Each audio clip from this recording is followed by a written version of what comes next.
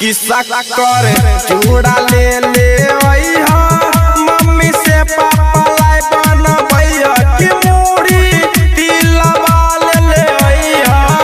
पापा हो किस्सा करे चूड़ा ले मम्मी से पापा लाई बनबैया कि मुड़ी तिलवा ले पापा हो पापा पतंग सकड़ात में उड़ैबै हो पापा आइल तिल सकड़ात दही चूड़ा हम खैबै हो दही चूड़ा हम खैबै पूरी हम खैबै हतिल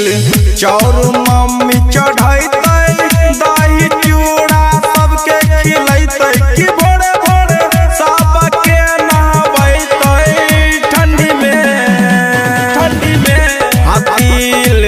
चौर मम्मी चढ़ैतै दही चूड़ा सबके खिलैतै कि भोरे भोरे सबके नहबैतै ठंडी में कि करण सिंह के गाना बजैतै तिल सकड़ा।